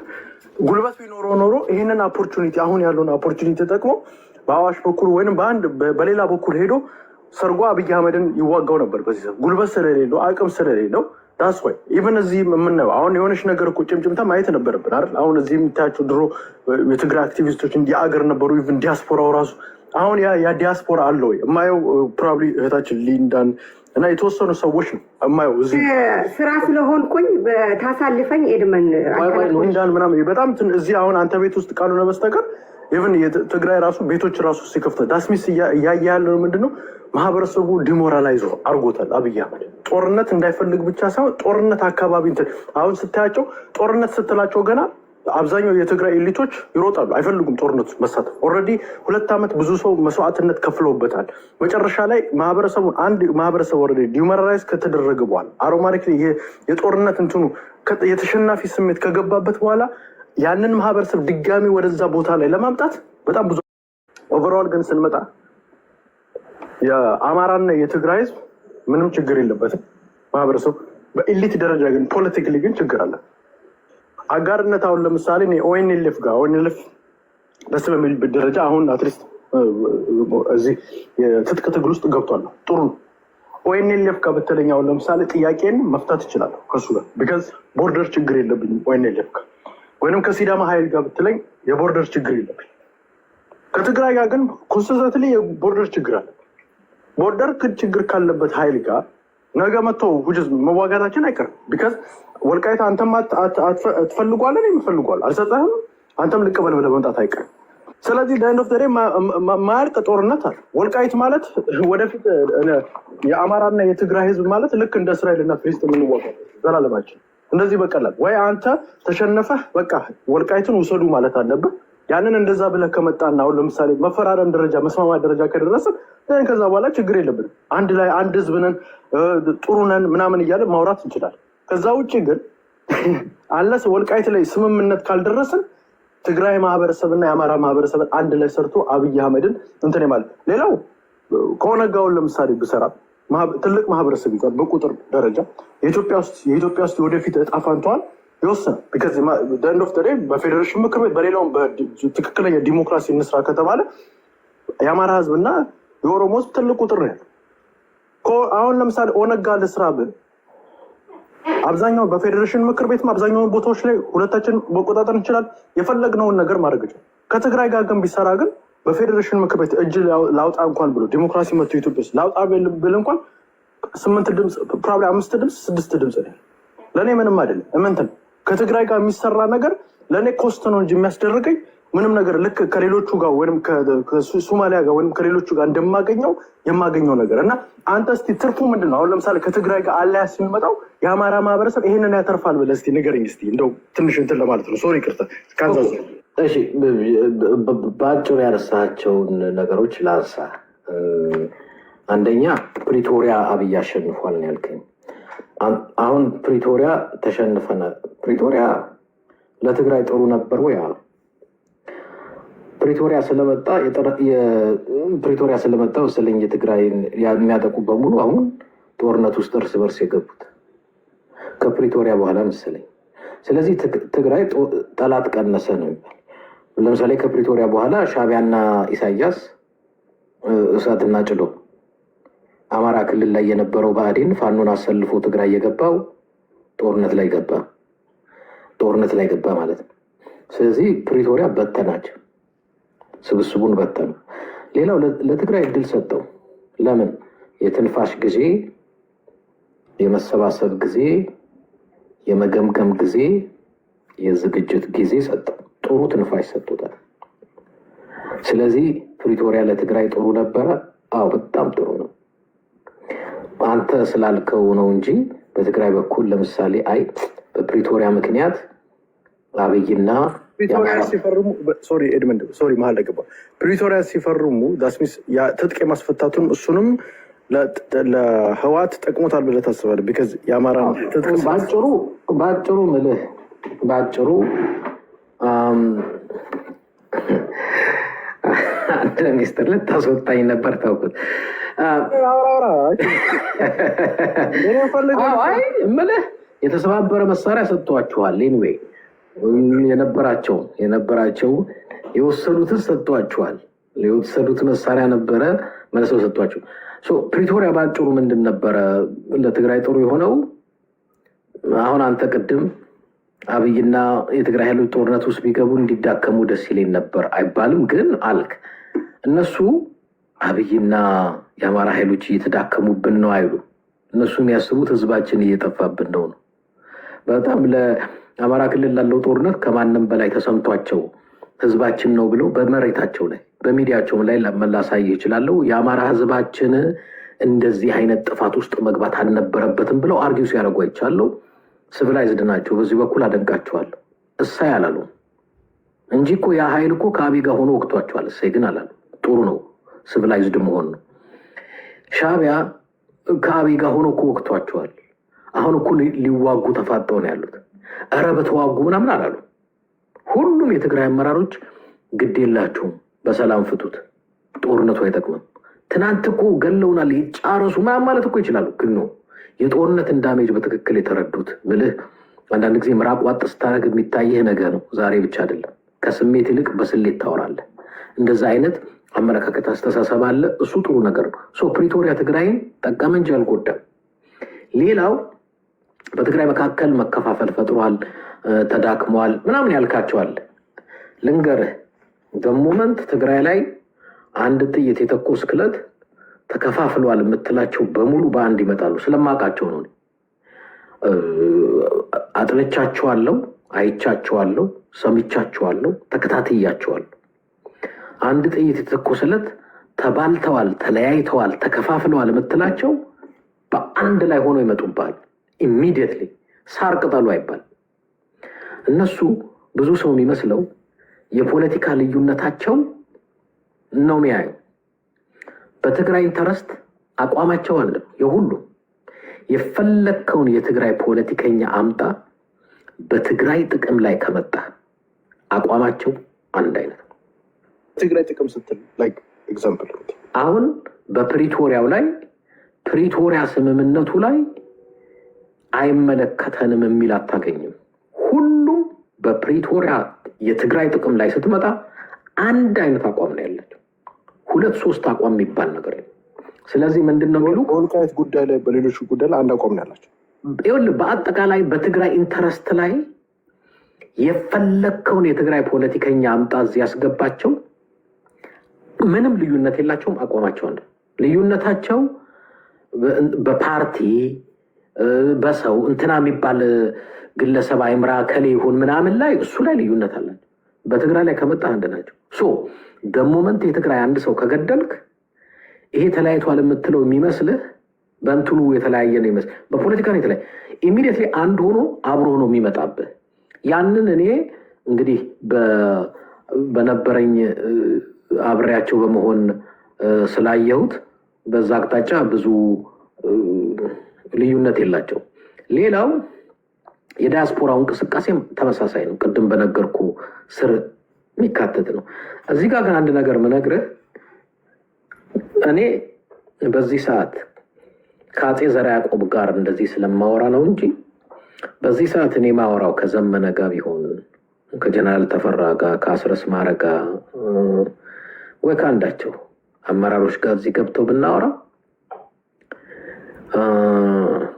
በምንም ሀሳብ ሳንጣላ ተስማምተን እንወጣለን። እየሆነ ያለውም እሱ ነው እየሆነ ያለውም እሱ ነው።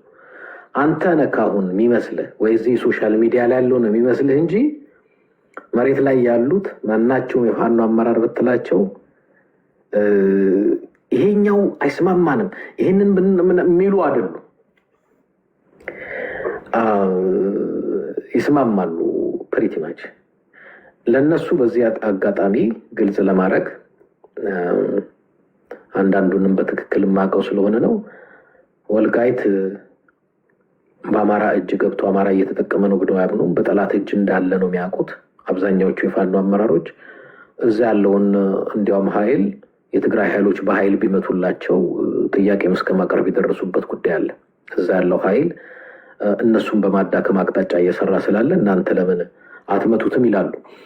ኤኒሃው እዛ ዝርዝሩ ላይ ባልገባ ጥሩ ነው። ግን ስለ እንትን አንስተሃል ቅድም ስለ ፌዴሬሽን ምክር ቤት ከፍተኛ ቁጥር ስላለን እኔ ከኦሮሞቹ ጋር በስማማ ሞር ተጠቃሚ ሆናለሁ። አይ ቲንክ እንደዛ ሲመስለኝ አሁን ያለውን ህገ መንግስት ተቀብለው ነው። ግን ብዙዎቻችሁ ስህተት ውስጥ የምትገቡት ይህንን ህገ መንግስት በትክክል የተረዳችሁት አልመሰለኝ።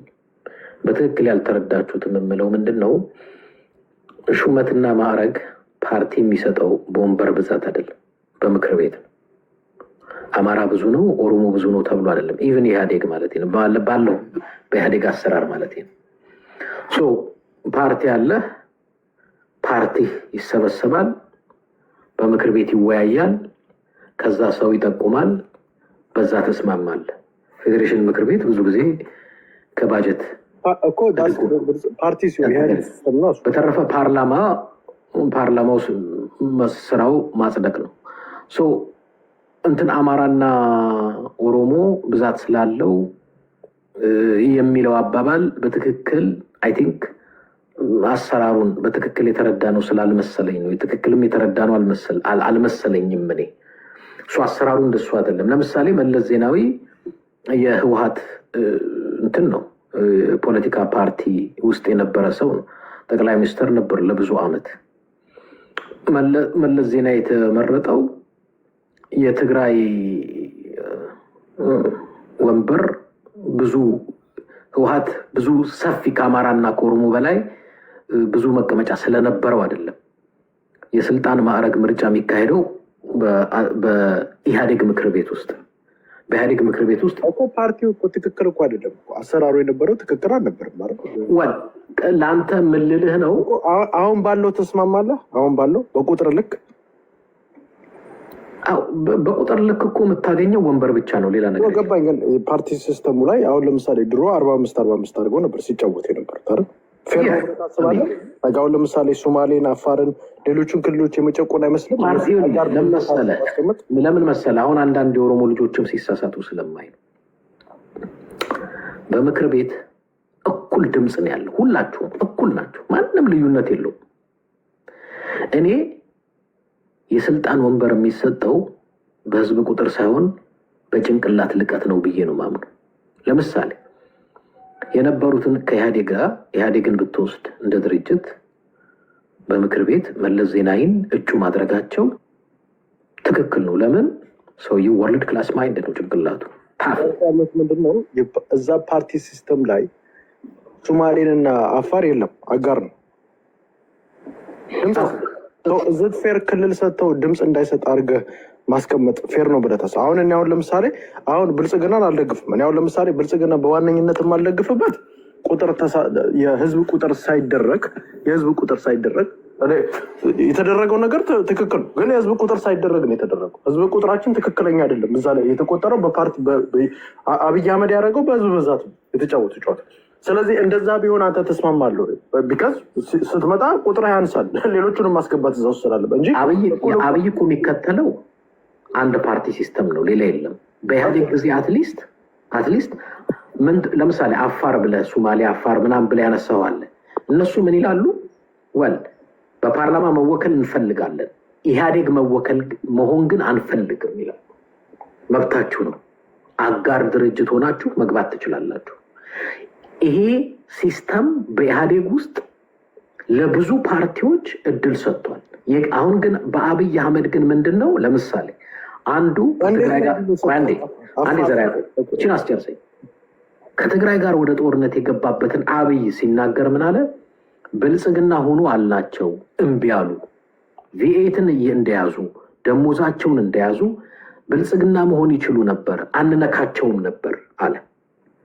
ግን አንሆንም አሉ። አብይ አህመድ አንድ ፓርቲ ሲስተም ነው የሚጠቀመው። በቃ መልቲ ፓርቲ ሲስተም የሚባል የለም። ሁሉም ብልጽግና መሆን አለበት፣ አለቀ። ስለዚህ አትሊስት ኢህአዴግ መስኮት ከፈተ፣ ችግር የለውም። አጋር ድርጅቱ ናቸው። አፋር ላይ አንድ ሰው ምን ይላል? ተመራጭ መሆን እፈልጋለሁ፣ አፋርን ወክዬ እወዳደራለሁ፣ ግን ኢህአዴግ መሆን አልፈልግም ይላል። መብቱ ነው። መብቱ ሆኖ እንደ አጋር ድርጅት መግባት ይችላል። ግን አፋር ነኝ እሱ ኦኬ፣ በኢህአዴግ ስም ኢህአዴግን ወክዬ በኢህአዴግ ስም በክልሌ መወዳደር እፈልጋለሁ ማለት ይችላል። እሱም መብቱ ነው። ያለው አፋር ላይ እና ሶማሌ ላይ አላገኙም፣ ኢህአዴግ አላገኘም እያልከኝ እኮ። አጋር ድርጅት እኮ የሆነው እነሱ አጋር ድርጅት መሆን ፈለጉ፣ አለቀ። ማን ነው ይሄንን ያደረገው? ማናቸው? ማን ተጠይቆ ነው ይሄንን ያጸደቁ? ይኸውልህ ኢህአዴግ እኮ አሚን አንድን በክልል ላይ ኢህአዴግ እኮ አራቱ ድርጅት የሆነበት ታግለናል ብለው ነው አይደለ? አይ ኖ ምልህ በትግል ብቻ አይደለም። አንደኛ ኢህአዴግ የራሱ ፕሮግራም አለው። ፕሮግራሙ ምንድን ነው? ስለታገልክ እንትን ትሆናለህ አይደለም። በኢህአዴግ ፕሮግራም አምነህ ለምሳሌ በኋላ ላይ እኮ ብዙ ነገሮች ሁላ አንስተው ነበረ። በኋላ ላይ እንደው ዲስትራክትድ ሆነ። አሁን እሱ ላይ አልገባም፣ ሰፊ ነገር ጉዳይ ሆነ እንጂ ኢህአዴግ እንዲያውም መልቲ ፓርቲ ሲስተምን ያስተዋወቀ ምልህ ማንም ሰው ኢህአዴግም ሆኖ ኢህአዴግም ሳይሆን ዝም ብለህ እኮ የአዲስ አበባም እኮ ክልል ተወካይ ተመራጭም ሆነ እኮ ልትገባ የምትችልባቸው እኮ እድላቶች ነበሩ እኮ በዛን ጊዜ። አሁን ግን ያለው ግን እንደሱ አይነት የሚባል ነገር የለም። ሁሉም ተጨፍልቆ ብልጽግና ነው መሆን ያለበት። ከዚህ በፊት አንድ የፓርላማ አባል ለአብይ አህመድ ሶማሌ ላይ ኢህአዴግ አለው። ኢህአዴግ መሆን ከፈለግ አብሶሉትሊ ሶማሌ ላይ ኢህአዴግ አማራ ላይ፣ ደቡብ ላይ፣ ትግራይ ላይ እና ኦሮሞ ላይ ብቻ ነበር የነበረው እንጂ ሌላ ቦታ አልነበረም ነው ማንጠባ። እንደ ፓርቲ ተደራጅተው አልተወዳደሩማ በነዛ ክልሎች ላይ አልነበረም። ያ እንደ ፓርቲ መደራጀት አለብህ አይደል? እዛ አካባቢ አጋር ነበሩ። አጋር ማን ውስጥ ነበር? ለምሳሌ አማራ ክልል ማን ነበረ? ብአዴን። ኦሮሚያ ክልል ኦፒዲዮ ነበር። ትግራይ ክልል ህወሓት ነበር። ደቡብ ክልል ደዴን ነበር። እንደ ፓርቲ ተደራጅተው እነዚህ ፓርቲዎች በኢህአዴግ ፕሮግራም ተስማምተው አንድ ድርጅት መሰረቱ፣ ኢህአዴግ የሚባል። ትክክል። እሱን አንደርስታንድ። ሌላም ክልል ላይ ተደራጅተው ኢህአዴግ አብዲኢሌ ምን ነበር? ኢህአዴግ አልነበር እንዴ እኮ እምልህ። ኢህአዴግ ነበር ሳይሆን አብዲኢሌ የክልሉ እንትን ነው። ኢህአዴግ ውስጥ ነበር ግን ነበር እኮ የክልሉ ፕሬዚደንት ነው እኮ። አጋር ሆኖ ግን ኢህአዴግ ውስጥ ነበር። ዳስሚስ ይኸውልህ፣ አሁን እኔ ፌር ያልሆነ ነገር እዛ ጋር ስንመጣውን ለምሳሌ አማራ ቁጥሬ ትልቅ ሆኖ ዋይ እንዴት ነው ከትግራይ ጋር አንድ እኩል ድምፅ የሚኖር? ፌር ነው ብለህ ታስባለህ? ክልል ደረጃ ስትሄድ እንደ ክልል ደረጃ ፓርቲው የተወሰደው እንግዲህ አንተ እንደምትለው በክልሎች ከሆነ እኔ ትልቅ ቁጥር ይዤ እንዴት ነው ከትግራይ ጋር 45 ድምፅ እኩል የማገኘው? ፌር ነው ብለህ ታስባለህ?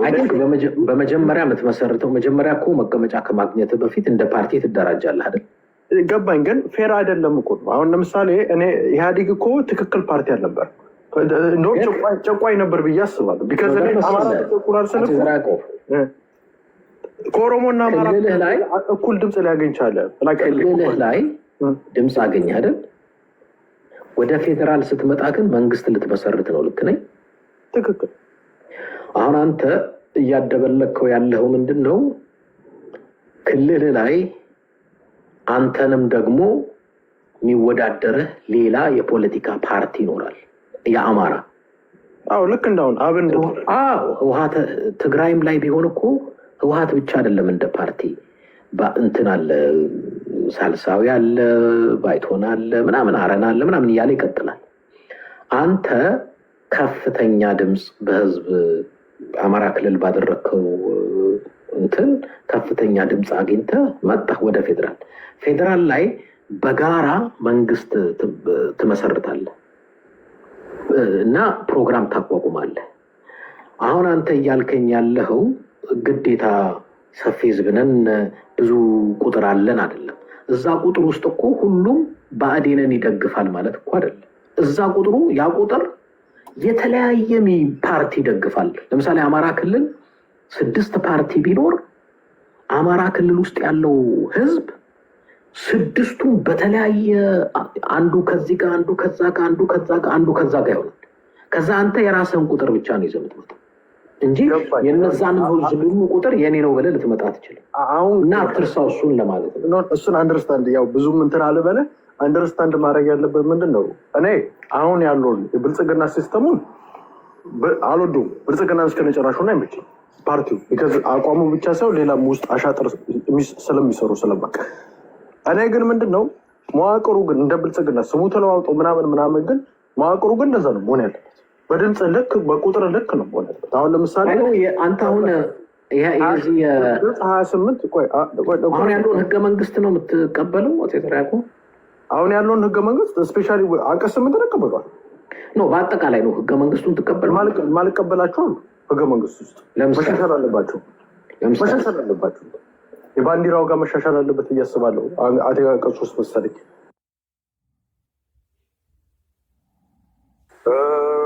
አንቀጽ 5 መሻሻል አለበት። ምንድነው አንቀጽ 5? ረሳሁት፣ አስታውሰኝ። ቋንቋ ማለት ቋንቋ አሁን ያለው ኢትዮጵያ ውስጥ ያለው ቋንቋ በምንድን ነው? የስራ ቋንቋ ነው አማርኛ አይደል? እኔ በፌዴራል ደረጃ ወይ ብሔራዊ ቋንቋ እንደሆነ እፈልጋለሁ። ስለዚህ እያንዳንዱ ክልል በግዱ አማርኛ ይማር ነው? አይደለም። አሁን ለምሳሌ አንተ አሁን መተህ ኦሮሚያ ክልል ውስጥ ብትገባ በኦሮምኛ ሄደህ የስራ ቋንቋ ሄደህ በኦሮምኛ እንትን ቁቤ ከምትማር እንዳዲስ አትሊስት አማርኛ አብዛኛው ኢትዮጵያ ውስጥ ያለው ማህበረሰብ ይችላል። ስለዚህ አማርኛ ቋንቋን በየቦታው ሄዶ መጠቀም ይችላል። ይሄ ምንም አብዛኛው የኢትዮጵያ ማህበረሰብ አማርኛ ስለሚያወራ ነው። ለአንተ የሚመች እርግጠኛ ነኝ አንተም ይሄንን ትፈልጋለህ። መቼም ኦሮሚያ ክልል ውስጥ ሄደህ መቼም በእንትን ቁቤ ምናምን አትማርም አይደል? ሄድምን ያው በሰላም እንድንኖር የትኛው ይሻለናል? አይሻልም?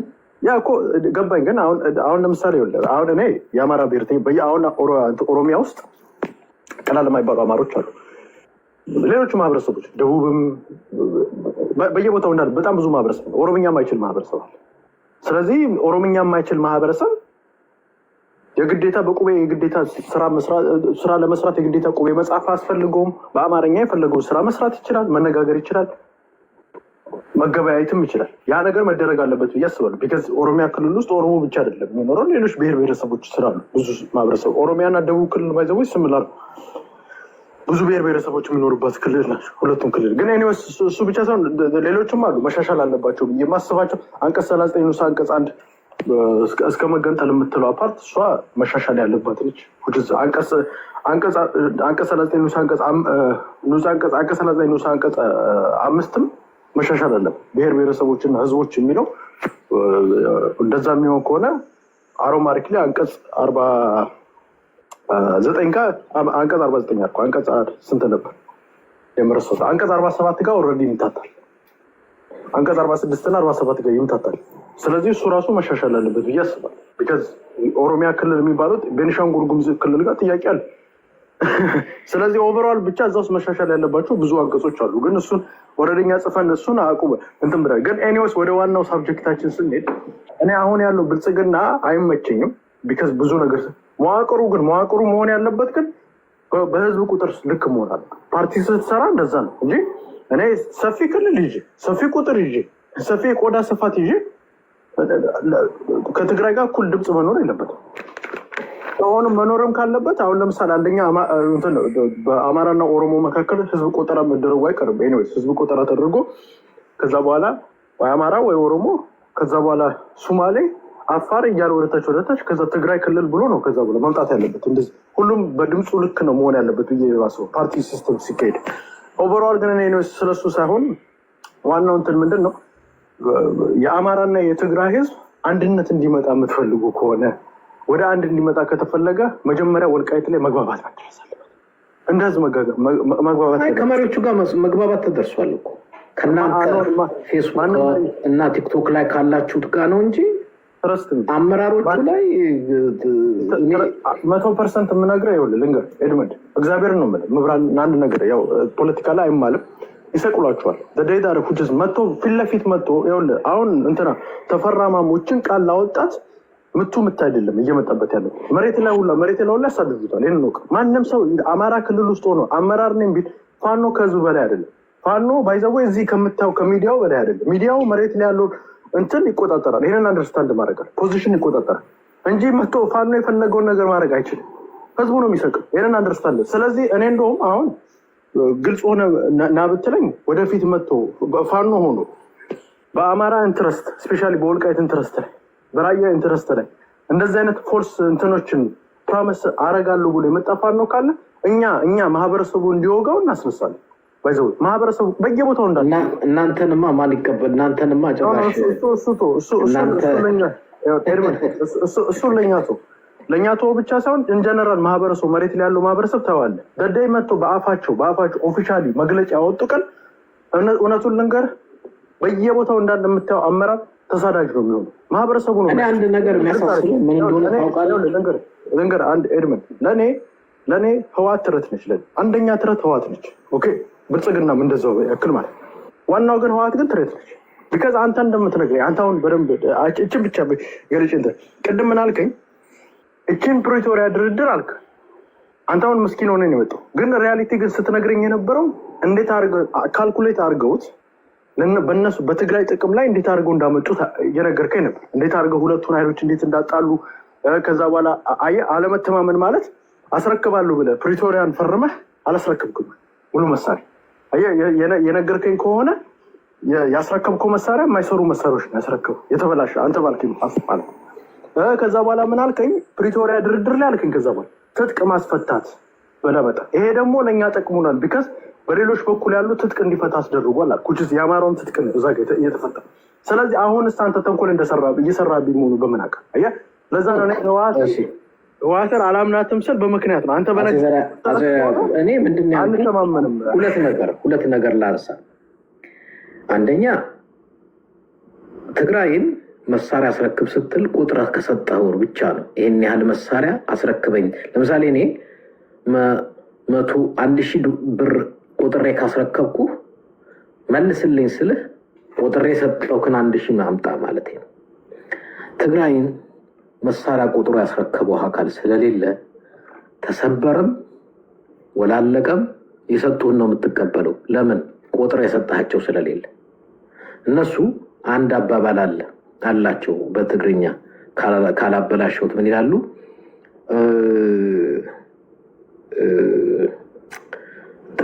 ጠፋኝ በትግርኛ ምን ይላሉ? መሳሪያ ከጠላታችን ትጥቅ ደግሞ ከህዝባችን ስንቅ ከህዝባችን መሳሪያ ከጠላቶቻችን ይላሉ። ትግራይ ውስጥ ያየኸው መሳሪያ በሙሉ ከነሱ ማርከው ወስደው የተዋጉበት ነው እንጂ እነሱ አምርተው ያመጡት አይደል። ስለዚህ ምንድነው መሳሪያቸውን ስጡ ሲባል ቆጥረህ አይደለም የሰጣቸው፣ ቀምተውን የተዋጉት መልሰው ሰጡክ፣ አለቀ። እንዲያውም ብርሃኑ ጁላ ምንድነው ያለው? መሳሪያዎቻችንን ሰሜን እዝ የተሰባበረ ነው እነሱ ያገኙት እንጂ አብዛኛውን ይዘን ወደ ኤርትራ ገብተናል ብሏል። ከሲሳይ አገና ጋር ያደረገውን ኢንተርቪው አዳምጠው። የሰሜን እዝ መሳሪያ በሙሉ ወደ ኤርትራ ይዘነው ገብተናል፣ እነሱ የያዙት የተሰባበረ ምናምን ነው።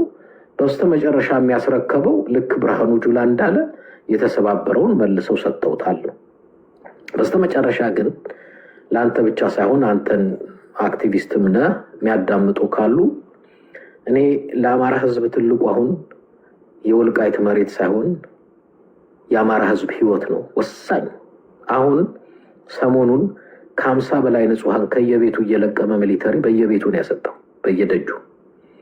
እናንተ በዚሁ ከቀጠለ ወልቃይት ይቅርና ባህር ዳርንም እንዳትኖሩበት እያደረገ ነው መንግስትና ስርዓቱ።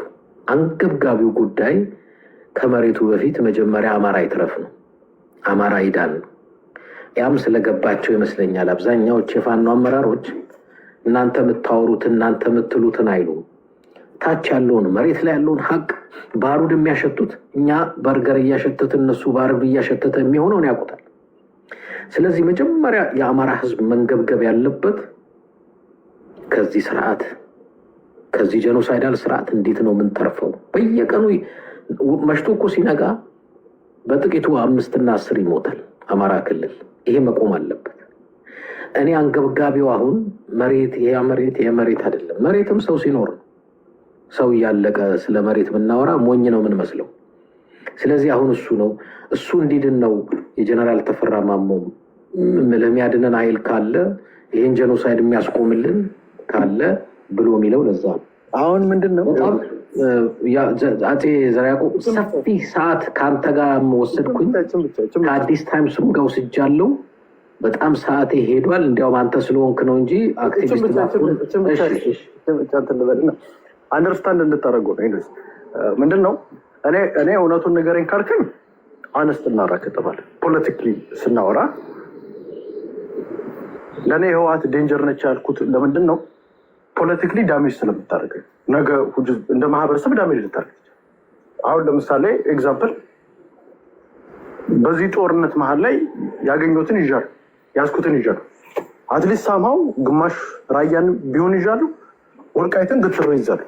አማራ ጥያቄዎች አሉት። ከዛ ጥያቄዎች መካከል አትሊስት ሁለቱን ይዣለሁ ሳምሃው። ሌላው ምንድን ነው እንደ ማህበረሰብ ታጥቀናል። ይሄ ጦርነት ባይመጣ ይሄ አሁን የትግራይ ጦርነት ቢያመጣ ኖሮ ወልቃይትና ራያንም አንወስድም፣ አዘሴም ታይም አንታጠቅም።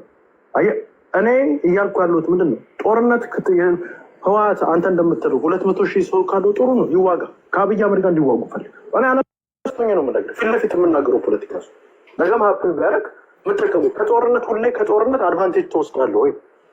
አሁንም ቢደረግ መታወን ለምሳሌ ወልቃይትን ቅድም መተው ኤኒታይም መውሰድ ይችላሉ አሉ። ወልቃይት ጋር መጣ መውሰድ እንደማይችሉ አውቃለሁ። 100% አብይ አህመድ አያስነካም። እዛ ጋር ስላለ እንኳን አይደለም አብይ አህመድ አንተ የምታውቀው ነገር ይኖራል። ጀነራሎቹ አስነኩም፣ ምክንያት ስላላቸው ማስነኩ ምክንያት። ስለዚህ እውነታውን ስናወራ ከዚህ በኋላ እኔ እውነቱን ንገረኝ ካልከኝ ለህወሓት ከዚህ በኋላ ወልቃይትን መውሰድ ማለት ትንሽ ይከብዳል። አነስት ነው 300,000 ሰራዊት 400,000 ሰራዊት ቢኖርህም ራሱ ለመውሰድ ትንሽ ይከብዳል። ቢካዝ እንትን የምትጣላው እዛ ካለው አድሚኒስትሬሽን ከኮሎኔል ደመቀ ልጅ ኃይል ጋር ብቻ ሳይሆን ከኤርትራ ጋር ልትጣላ ትችላለህ። እና ዘሴም ታይም ከአብይ አህመድ ጋር ነው ልትጣላ። እዛ መሬት ጋር ሁሉም ኢንትረስት ስላለው እና በዛ ልክ መታየት አለበት ብዬ አስባለሁ። ግን አሁን በምትለኝ ደረጃ ከሆነ 200,000 ጦር አለው የምትለኝ ከሆነ መቼ ነው መዋጋት የሚጀምሩት? እሱ ጥያቄ አለ። ቢካዝ ጦርነት አንፈራም ከተባለ መዋጋት አለበት። አብይ አህመድ የህልውና ጦርነት አለው ካልክ የህዝቡ የህልውና ነገር አለበት ካልክ የህልውና ነገር ደግሞ አብይ አህመድ በጠረጴዛ ዙሪያ አንተ ባልከኝ በጠረጴዛ ዙሪያ አይፈታም ካልከኝ ማድረግ ያለበት ምንድን ነው? መዋጋት ነው። አሁን የትግራይ እንግዲህ በቅርቡ ከአብይ አህመድ ጋር ጦርነት ያነሳል ብዬ አስባለሁ። ሁለት ነገር ልናገር አፄ ዘርዓ ያዕቆብ። አንደኛው የኢትዮጵያ ፖለቲካ ብቻ አይደለም፣ የቀጠናው ፖለቲካ የሚወሰነው በትግራይ ወደድንም ጠላን።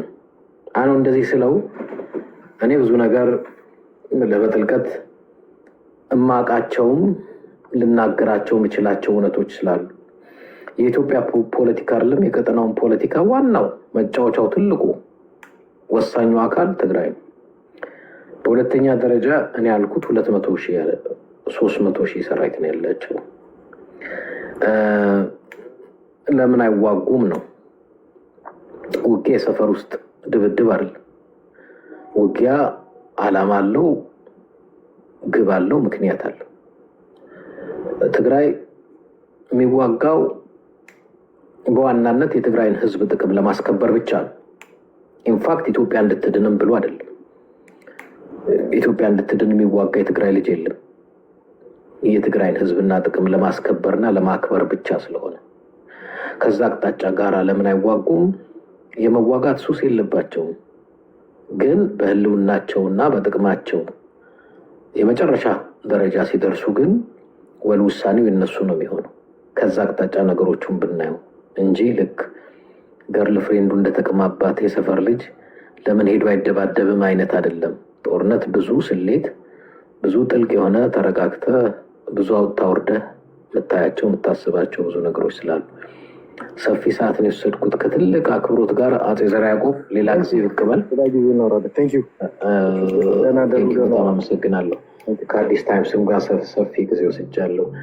ሊንዳ የመጨረሻ የምትይው ካለ? ኤድመን የፈለግኩት ይህን ሰውዬ ነበረ። ያው አላሳለፍከኝም። አላቅም። እኔ በ4 ዓመት ጦርነት ተጀምሮ እንኳን የዚህን ያክል አልተቃጠልኩም። ዛሬ ይሄ ሰውዬ ሲያቀርሽ የነበረውን ነገር ለመመለስ ልታሳልፈኝ ግዴታ ነበረ። ምክንያቱም የሚያወራቸው ብዙ ነገር አለ። ትግራይ ጦርነት መክፈት አለባት፣ የፕሪቶሪያ ውል ህወሓትን አዳክሞልናል፣ አሳስሮልናል፣ አሁን መንቀሳቀስ አይችልም ቲዲኤፍ፣ ስለዚህ ለአማራ ትልቅ አድቫንቴጅ ነው፣ አሁን ደግሞ እንዲዋግሉ እንፈልጋለሁ ይላል። አቅም እንደሌለው በደንብ ያውቃል። ታዝሎ በአንቀልባ ገብቶ ትግራይ ላይ አቅም እንደሌለው ታዝሎ በአንቀልባ በኤርትራና በመከላከያ እና ታዝሎ እንደገባ ያውቀዋል። 4 ዓመት ሙሉ ከመጮህ ውጭ ምንም አይነት አድቫንቴጅ እንደሌለው፣ 2 ዓመት ከክልሉ ያልወጣ ጦርነት እንዳለ ደመቀ ዘውዱ ትግራዋይ እንደሆነ እንኳን አያውቁም። እነዚህ ሰዎች ጀግና ትግራዋይ በትግራዋይ ጀግንነት ይኮራና መልሶ ደግሞ ወልቃይትና ራያን ይዣሉ ይላል። ይሄ ብልጽግና ነው። ወልቃይት ላይ መሬት ያለው ነው። ከአብይ ጋር የሚሰራ ነው። ቁጥር ማተር እንደማያደርግ እንኳን ለዚህ ነው የአማራ ህዝብ ያሳዝነኛል ስልክ አንድ እንኳን ፖለቲካ የሚያቅ ኢዲኬት ያደረገ በመዶሻ ፈንክተክ በደም አማካኝነት በኢንጀክሽን ብትወጋቸው ዜዶኖ አባውት ፖለቲክስ ዋዳዝ ሚን። አሁን ተመልከተው፣ ትግራይ ላይ መሰብሰብ አትችሉም፣ አንድ መሆን አትችሉም፣ ተበታትናችኋል ይላል። ክልሉ ስለተበታተኑ እንደ ሽንኩርትና እንደ ድንች ስለተመዳደቡ ሰዎች ትቶ ስለ ትግራይ መበታተን የምቀኝነት ፖለቲካ ማለት ነው። የምቀኝነት ፖለቲካ እና ከወልቃይት የተፈናቀለ ህዝብ በጎርፍ እየተወሰደ ወልቃይት ላይ እግሬን አስፍቼ ቂጤን አስፍቼ ይቀመጣለሁ የሚል ድድብና አሜሪካን አይደለም ተቀምጠ አረብ ሀገር ተቀምጠ እንኳን የማናስበውን ያክል የሚያስብ እንደነዚህ አይነት የአማራን ህዝብ ወክሎ በመምጣቱ በጣም አዝናለሁ። ሌላ ደግሞ ቁጥር ማተር እንደማድረግ የማይገባው ተዛዝሎ መጥቶ እንኳን አፈር ከዲሜ ግጦ ከትግራይ እንደወጣ ማያቅ ኦሮሞና አማራ ትልቅ ህዝብ ስለሆነ ይላል።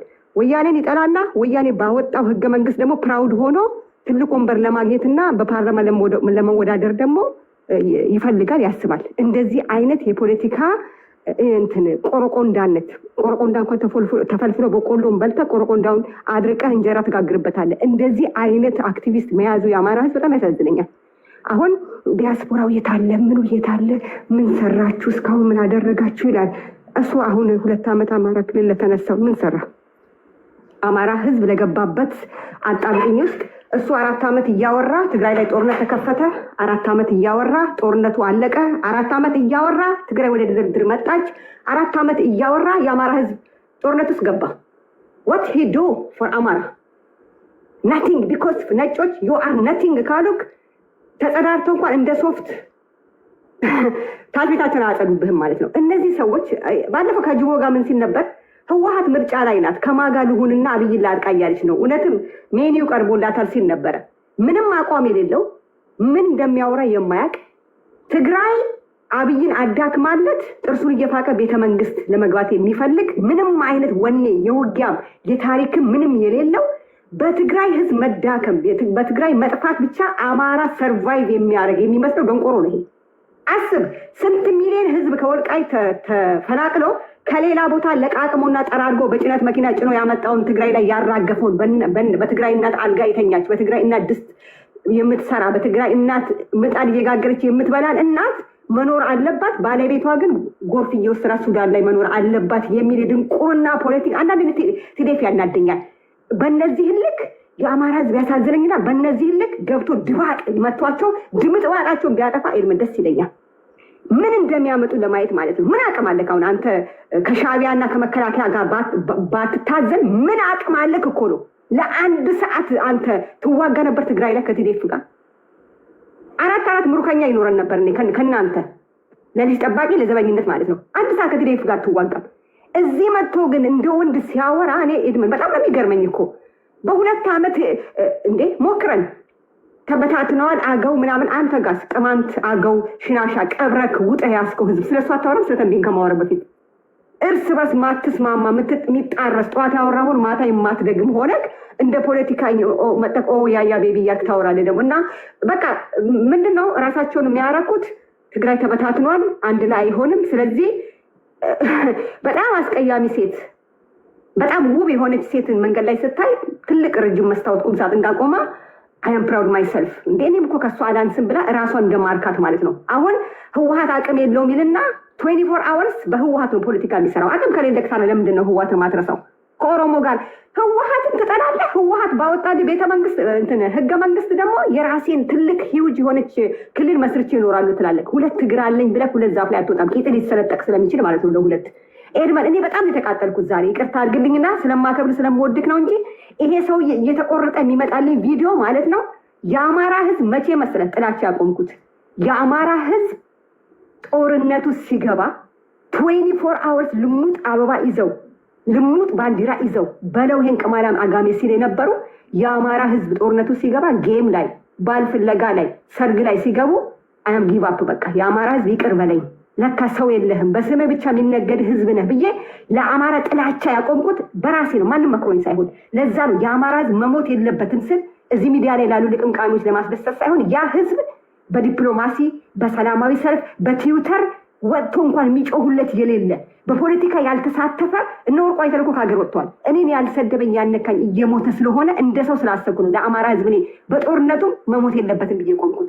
እንደዚህ አይነት ፖለቲከኛ ትናንትና ከኦሮሞ ጋር ከትግራይ ጋር አልመች ስለው 4 መንግስት ሲመጣ የሚደግፍ ሚኒሊክ ሲመጣ ተለጣፊ፣ ኃይለስላሴ ሲመጣ ተለጣፊ፣ ደርግ ሲመጣ ተለጣፊ፣ መለስ ሲመጣ ተለጣፊ፣ አብይ ሲመጣ ተለጣፊ፣ በራሳቸው በሁለት እግራቸው ቆመው ዲሲሽን ማውጣት የማይችለው የመጣ ፖለቲከኛ እንደ ካልሲ እያጠለቀ የሚጥላቸው የኢትዮጵያ ዋና ነቀርሳ ከዚህ አካባቢ የሚነሱ ፖለቲከኞች ናቸው። ደግሞ በቁጥር ያምናል እኮ ህወሓትን ይጠላና ደግሞ በቁጥር ያምናል እኮ። ህወሓት በሰጠችው ህገ መንግስት ደግሞ የራሱን ወንበር ማስተካከል ይፈልጋል። ኦ ማይ ጉድነስ ዋት ካይንድ ኦፍ ማይንድ ሂ ሃቭ ኢት። ሶሪ ኤድመን በጣም ተቃጥሎ ስለነበረ ነው። ቴንክ ዩ ሊንዳ። ያው አይኖ አንዳንድ ጊዜ ግን አይኖ ጥሩ ነው የአንቺም ንግግር። አይኖ ዩ ሃቭ አ ፋክት። የአማራ አክቲቪስቶች ብቻ ለይቼ ያስገባውበት ምክንያት ነበረኝ። ምክንያቱም እነሱን አስቤ ብቻ አይደለም። ችግሩ ምንድን ነው? እኔ ሳውራ እዚህ ሚዲያ ላይ ያዕቆብ አበበ ከበደ እንደዚህ ብለው ስለሚያወሩ ብዬ በእነሱ ንግግር ወደ ማሱ አልሄድም። እነሱ እንኳንስ ማሱ ይቅርና እዚህ ቲክቶክ ላይ ያለ አንድ ትግሬ ብሎ ነው ዋን አማራ የሚለውን ዋን ትግሬ ብሎ ነው አይቀበላቸውም። እዚህ ያለው ሚዲያ ላይ ያለው ማይቀበላቸውን ልጆች ልክ የአማራ አክቲቪስት ብዬ እንደ በዋናነት ይዤ ላወራ አልችልም። አክቹዋሊ ነገሮችን በተቻለ መጠን በእውቀት ምልሽ ከብሽሽቁም ከእንትኑም ከአተካራውም ወጥቶ አንዳንድ ጊዜ የያዙት ነገር በእውቀት በመረጃ በእውነት እንዲገመግሙት ለማሳየት ብዙ እጅ ያወጡ አሉ። አላስገባኋቸውም። ምክንያቱም አይኑ አንዳንድ ሰው እንትን ነው የሚፈልገው። አንዳንድ ጊዜ ረጋ ብሎ ያለውን ሪያሊቲ ማሳየት ጠቃሚ ነው። ግን ለዛ ነው ቀደም ምናልባት የፋኖ አመራሮች እዚህ ከኔ ጋር ቁጭ ብለው ቢያወሩ እነሱ እንደሚያወሩት ላያወሩ ይችላሉ። በተለየ ነው የሚያወሩት፣ ይገባኛል። እሱ ግን እዚህም ያሉትም የሚከተላቸው እንደነሱ ብዙ መረጃ የሌለው ከእውቀት የጸዳ ሰው ስላለ አንዳንዴ ሀቁን መሬት ላይ ያለው እውነታ እንዲያውቅ በሚል ነው።